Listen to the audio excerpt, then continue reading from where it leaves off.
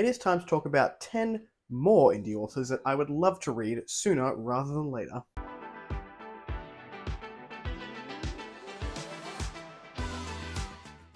Hello everyone, welcome back to A Fictional Escapist. My name is Kris and today's video is another 10 indie authors that I would love to read. So we've done a bunch of these.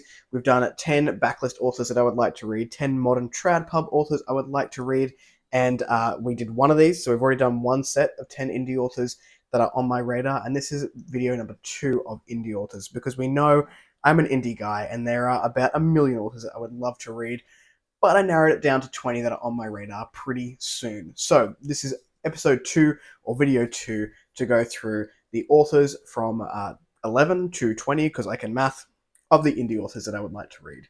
Before we jump into the video today, make sure you check in the description box down below for links to my social media and Discord should you want to come along for the ride. Now we are going to jump straight into this, so we have another 10 authors today, and we are starting off with C.E. Page, which is the author of Sovereigns of Bright and Shadow. Book 1 is Deathborn, and the cover looks like that, which is just fantastic. C.E. Page is cover artist, some of the best in the game right now. I love the amount of color on these covers, and I'm definitely intrigued by the story. Deathborn says, corruption is a disease with no cure that ends with a rapid descent into madness and violence, and until now it only targeted mages. When an infected warden shows up challenging everything Margot thought she knew, she is thrown into the chase to find the impossible cure. But to understand this new revelation, she needs someone who knows possession. She needs Nia, and lucky for Margot, her warden friend Garrett has been tasked with tracking the rogue necromancer down. Garrett is used to dealing with dangerous mages, so this should be like any other job. Find the mage and deliver her to the king. But from the moment he finds Nia, he is dragged into a deadly game of dark secrets and brutal machinations. Now he must make a choice, deliver Nia as promised and place a weapon in the hands of a madman, or deny his king and change the lives of wardens and mages forever. It just sounds fantastic. I was very drawn to these covers. I've had a couple of interactions with the author, which have just been really lovely, and this one is certainly high on my radar. The next one we have here, and one that I immediately bought when it came out and have just not read yet, is Wolf Eater by Anthony Mitchell, and also I think there's 2 novellas set in this world as well, but I've heard nothing but really good things from Wolf Eater, and Anthony Mitchell is definitely an author that's been on my radar for some time now. Wolf Eater says, all things die, eventually. Found as a child by the war-hungry tribe of the Grey Crow, Radok has forged himself a legend as a mighty wolf eater, a warrior feared by all. Yet, even legends can die, and when he finds himself inflicted with a fatal disease, Radok sets out on a quest to face his gods and asks them the one question only gods can answer. What was the meaning of it all? With him goes Nyana, a blind 8-year-old girl long held in his care, who has her own question for the gods. What's next? They are hunted by friends and enemies alike, some desperate to preserve the natural balance of things, others hungry for revenge. Against them are a pack of savage cannibals, a bloodthirsty monster, and a servant of a raging god. But if the pair can do the impossible, if they can touch the Blackstone, it could change the destiny of their people, and with it, the fate of the world. It just sounds fantastic. I love the cover.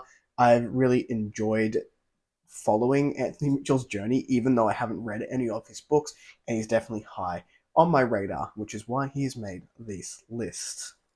Similarly, I've had this book in particular on my Kindle since it won Spiffo in whatever year that it won it. And this is Reign and Ruin, or Mages of the Wheel, written by J.D. Evans. I'm hearing some fantastic things. Anthony Peliquin recently just raved about this entire series, so of course I went and bought the entire series, and I really need to get to it. I know that I can be turned off sometimes with the romantic elements, but I've heard that it's really good and written really well, so looking forward to getting to this one at some point in the near future. Reign and Ruin is book 1, and it says, all magic is beautiful and terrible. Do you not see the beauty in yours or the terror in mine? You can stop a heart and I can stop your breath. She is heir to a sultanate that once ruled the world. He is an unwanted prince with the power to destroy. She is order and intellect, a woman fit to rule in a man's place. He is chaos and violence and will stop at nothing to protect his people.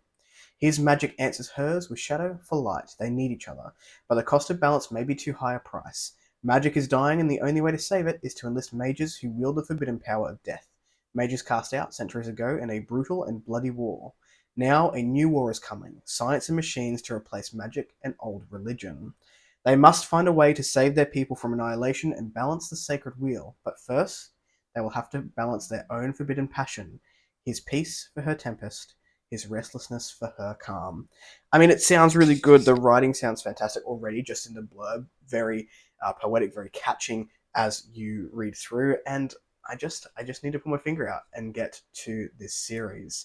Another author I've been meaning to read for a very long time. I'm pretty sure he was on a yearly TBR goal 2 years ago, and I just never got to it. Is Michael R. Fletcher, and I'm talking about the Obsidian Path, specifically when I'm talking about Michael R. Fletcher, before moving into some of his other works. This one starts with the Black Stone Heart, and it says, "A broken man, Karen awakens alone and lost. His stone heart has been shattered, littered across the world. With each piece, he regains some small shard of the man he once was. He follows the trail, fragment by fragment, remembering his terrible past. There was a woman, there was a sword, there was an end to sorrow. Karen walks the Obsidian Path." I've heard really good things about this author, whether it be this series or other series that he's written, and I just need to read him.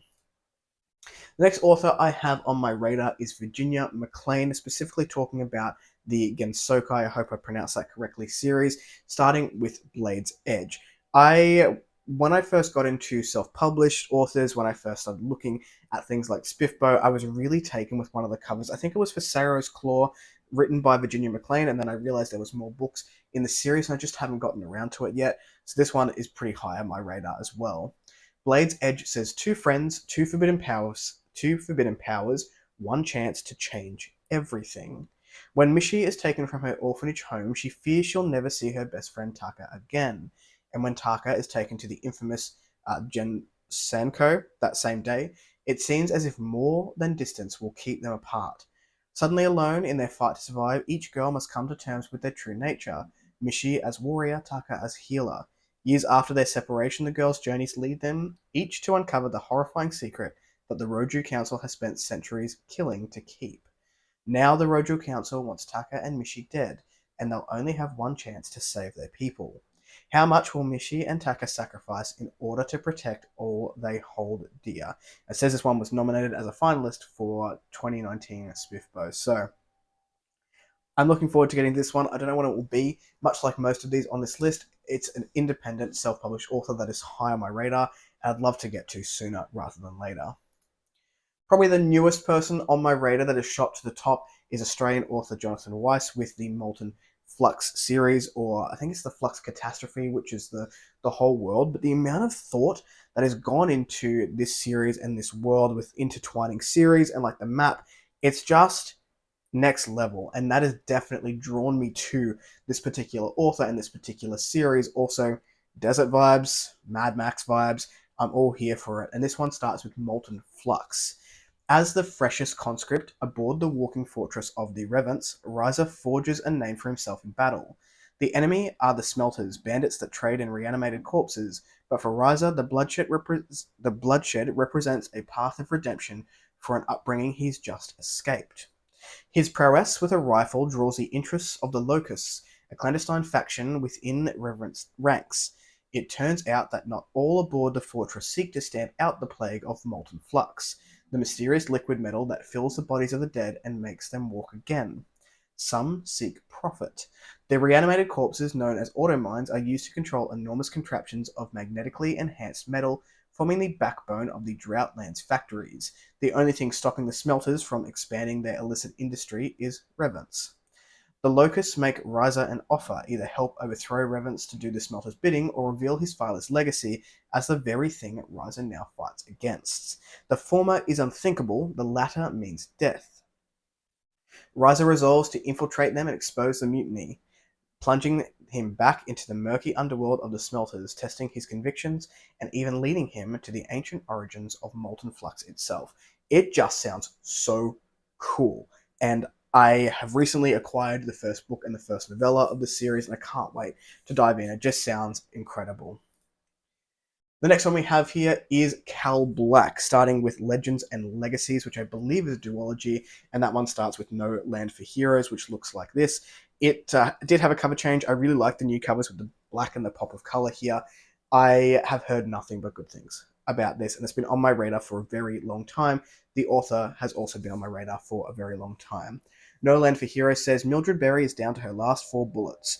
In a Wild West where the only things more dangerous than outlaws are dragons, Deputy Berry is struggling to protect her town and keep her family fed. As a last resort, she robs a train for ammunition, only to find that the cargo she needs so badly was owned by war hero Frederick Rousseau. I hope I pronounced that correctly. The same Frederick Rousseau whom she served during the Amelia Civil War. The same Frederick Rousseau she's been hiding from for the past 5 years. Millie knows a secret that could ruin Rousseau's life, and he'll stop at nothing to keep her from telling the truth.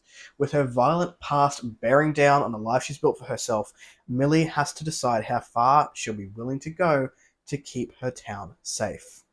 Like I said, I've heard nothing but great things about this series and this author, and I'm really looking forward to diving in. The next one we have here is Michael Roberti with The Traitors We Are, which is Crowd and Tide, is the series title. I believe book 3 is coming out in 2025, but this is a book that has drawn my eye nearly every time that I've seen it, and I've had it on my Kindle for ages. In a world where writing disappears when the author dies, 22-year-old Cale Orblin watches the last gasping breaths of his best friend. He pulls a scrap of paper out of his pockets as his friend's signature fades. Cale only wants vengeance for his friend and to create a reality where he no longer has to bow before any man. However, the nagging suspicion that his father, who started this war, hasn't given him the whole story about his role in the conflict threatens to unravel everything he ever thought he knew about himself and his people and the people he is fighting to free. As nephew of the king, 24-year-old Emil Trestensen should be a hero. He should already hear his name echoing in celebration in the streets of the capital. In a young life already full of disappointment, the lack of recognition for ridding the kingdom's ruinous Lawson Orblin may prove to be the final push he needs to seize his destiny. He will prove his worth to his family and his nation. He will end this rebellion and take his rightful place as the next governor of the rebels. When 18-year-old Merrily Orblin receives letters from the front lines, and the top one is blank, she is devastated to realize one of her loved ones has died in battle. She is determined to help bring an end to this bloody war and be strong for her people, a cultural and religious minority in the kingdom of Harthal. What started as a simple rebellion transforms into a complicated web of lies, betrayal, and difficult decisions no one should have to make.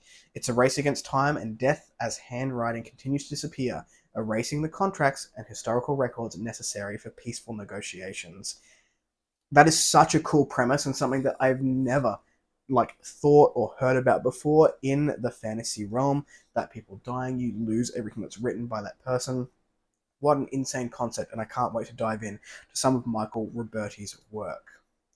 The next one we have here is K.E. Andrews, and I've been staring at the cover for The Assassin of Grins and Secrets for ever since it came out, and then Hills of Heather and Bone also looked friggin' amazing when it came out, and I'm just so intrigued by this author's work, and it's almost criminal that I haven't picked it up.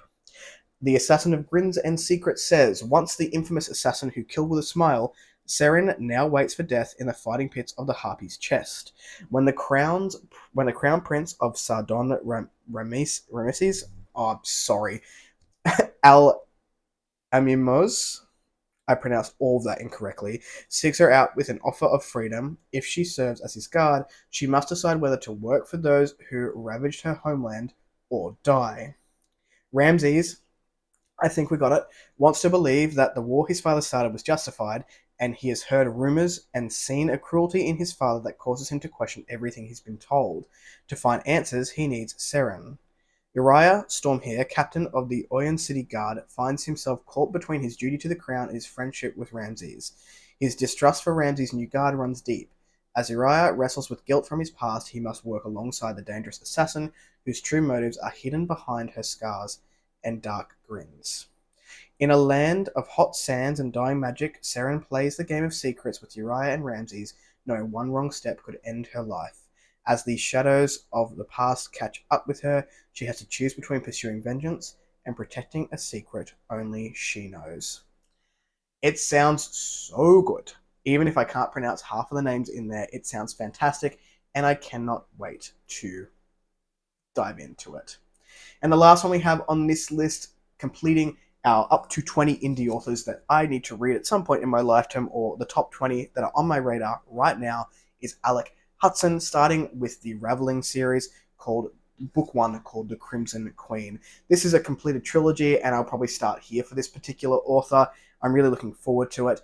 And the Crimson Queen says, "Long ago, the world fell into twilight when the great empires of old consumed each other in sorcerous cataclysms. In the south, the star towers fell, swallowed by the sea, while the black glaciers descended upon the northern holdfasts, entombing the cities of Min Serith in ice and sorcery. Then, from the ancient empire of Menekar, the paladins of Amar came, putting every surviving sorcerer to the sword and cleansing their taint from the land for the radiant glory of their lord. The pulse of magic slowed, fading like an heartbeat of a dying man. But after 1,000 years, it has begun to quicken again. In a small fishing village, a boy with strange powers comes of age. A young queen rises in the west, fanning the long smouldering embers of magic into a blaze once more. Something of great importance is stolen or freed from the mysterious empires of swords and flowers, and the immortals who survived the ancient cataclysms bestir themselves, casting about for why the world is suddenly changing." It just sounds so cool. I've heard really good things about this series from a couple of friends of mine, and I can't wait to dive in. Those were another 10 indie authors that I'm very much looking forward to reading, hopefully sooner rather than later, but we all know more books keep being written. We all want to read everything all the time, but these are the authors that are on my radar as of right now. Are there any of these authors that you really want to read? Let me know in the comments down below. If you like this content, give it one of those. If you want to see more of it, click subscribe at your will, and I will catch you in the next video. Ciao.